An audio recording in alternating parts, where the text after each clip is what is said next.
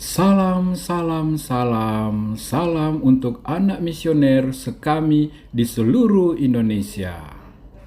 Telur-telur, makan telur, badan sehat. Ubur-ubur sayur bayam, dari telur lahir anak ayam. Ubur-ubur ikan sembilan, dari kubur bangkitlah Tuhan. Keren kan? Adik-adik sekami, adik-adik Taman Minggu, adik-adik Bina Iman seluruh tanah air. Salam Allah Bapa, salam Allah Putra, salam Allah Roh Kudus. Amin, amin, amin. Dan salam hangat, salam manis dari saya, Pastor Terry. Adik-adik tentu masih ingat nasihat Mama dan Papa. Tiada hari Minggu tanpa Ekaristi. Mengapa? Sebab hari Minggu adalah hari Tuhan. Kata Minggu berasal dari kata Portugis, artinya Domingus, yang berarti Tuhan. Maka Ekaristi pada hari Minggu adalah Ekaristi pada hari Tuhan.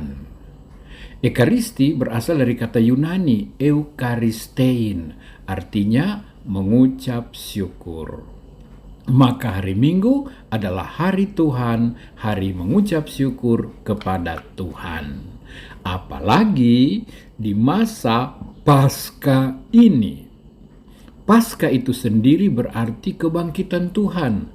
Hari berlalunya, hari lewatnya Tuhan dari kubur tertutup ke kubur terbuka. Dari kematian pada kehidupan, dari gelap kepada terang. Dan Paskah, kata Paskah berasal dari kata Pesak, bahasa Ibrani yang berarti lewat, berlalu.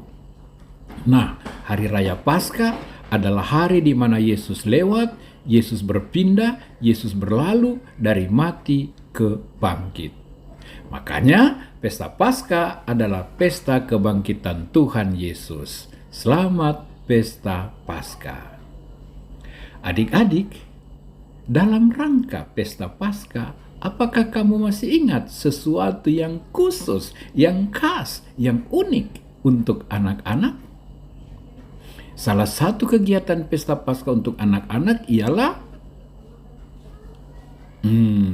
coba-coba ingat. Tiada hari raya Paskah tanpa titik-titik. Tanpa apa? Tanpa telur Paskah. Ingat ya? Tanpa berburu telur Paskah, tanpa makan telur Paskah. Waduh, apa hubungan dari Paskah dengan telur? Begini, pada hari Minggu Paskah, pagi-pagi benar, beberapa wanita datang ke makam Yesus dipimpin oleh Maria Magdalena yang pernah dikuasai oleh 7 setan dan disembuhkan oleh Yesus. Dingin, sepi, gelap, tapi mereka melangkah mantap menuju ke makam. Tiba-tiba mereka tercengang, kaget, heran. Batu penutup makam besar telah terguling dan ada cahaya memancar dari dalam makam yang mestinya gelap gulita. Lebih ajaib lagi, ketika mereka menengok ke dalam, ternyata tubuh Yesus, jenazah Yesus tidak ada lagi. Oh, di mana Tuhan? Di mana Tuhan? Tiba-tiba Tuhan Yesus berkata, Maria. Dan Maria Magdalena kaget. Dia kenal suara itu, dia hafal suara itu. Tuhan, Tuhan. Lalu Tuhan menyuruh Maria memberitahukan kepada murid-murid bahwa ia telah bangkit. Nah, mulai saat itu Maria Magdalena menjadi rasul, menjadi pewarta bahwa Yesus telah bangkit. Menurut tradisi, turun-temurun cerita dari nenek moyang sejak awal mula gereja, sesudah Yesus naik ke surga, Maria Magdalena pergi ke Roma. Ia menghadap Kaisar Tiberius yang berkuasa saat itu. Dan ia memberi kesaksian bahwa Yesus sungguh telah bangkit. Hahaha, mantan pendosa, mau apa kau? Karang-karang saja kau. Mana mungkin dia bangkit? Mana mungkin dia bisa keluar dari kubur? Hahaha, tipu-tipu kau. Lihat saja telur berwarna yang kau bawa itu. Untuk apa semua itu?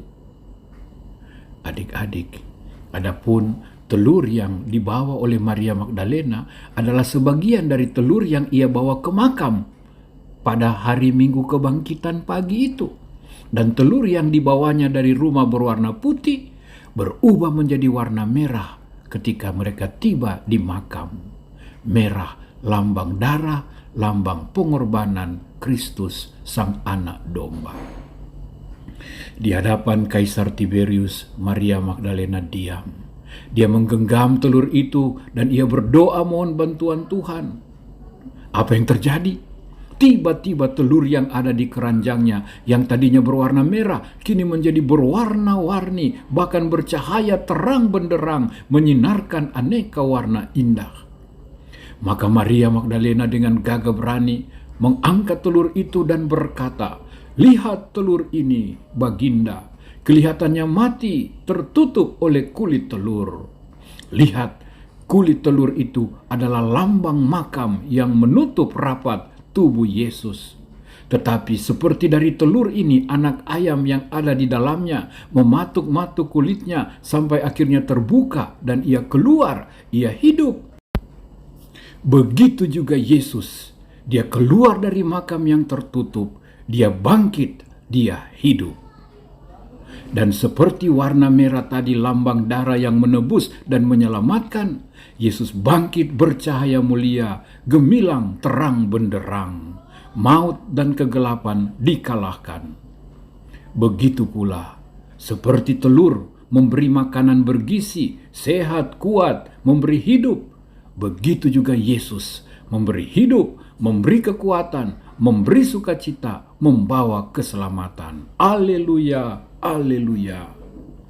Begitu indah Maria Magdalena menerangkan makna telur yang kemudian dikenal dengan nama telur Paskah.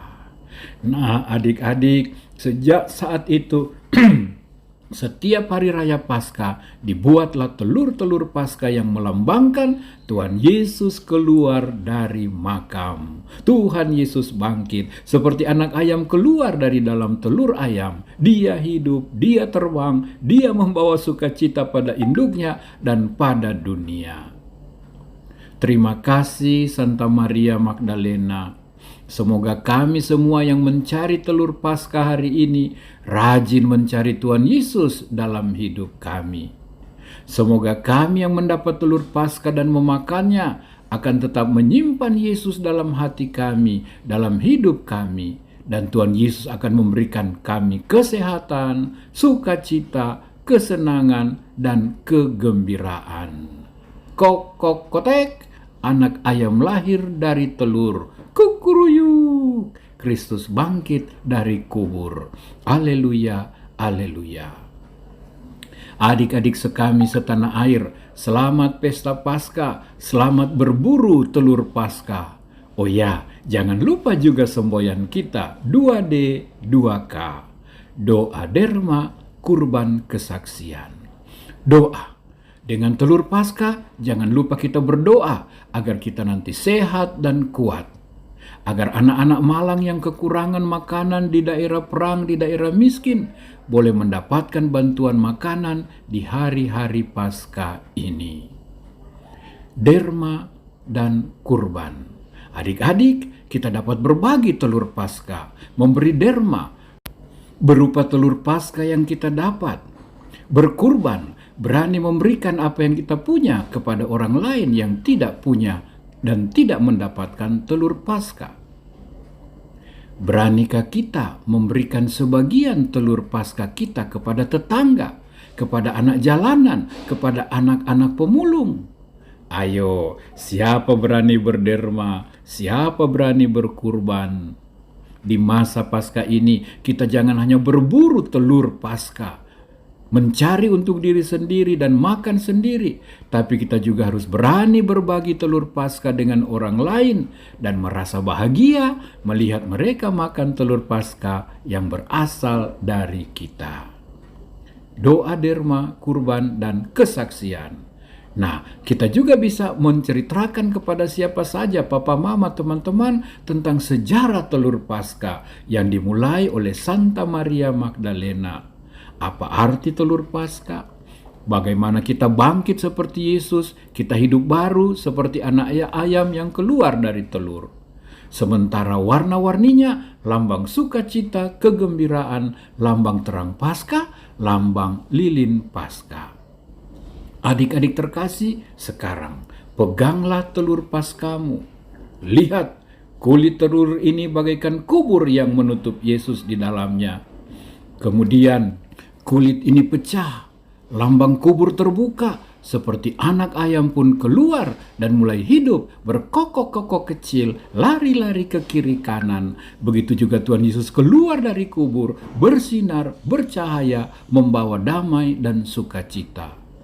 Seperti telur ini membuat kita sehat dan kuat, begitu juga Tuhan Yesus akan membuat jiwa kita, hidup kita bersemangat, bersukacita dengan rajin berdoa, berderma, berkurban, dan berkesaksian. Adik-adik, seperti Tuhan Yesus keluar dari kubur yang gelap, mari kita juga keluar dari kebiasaan hidup kita yang gelap. Misalnya malas, manja, nakal, usil, tidak taat, malas berdoa, menjadi anak-anak yang hidup dalam terang, anak misioner, rajin baik hati, rendah hati, tidak sombong, suka menolong, dan suka berbuat baik. Kok kok kotek, aleluya, aleluya, kukuruyuk, kukuruyuk, aleluya, aleluya.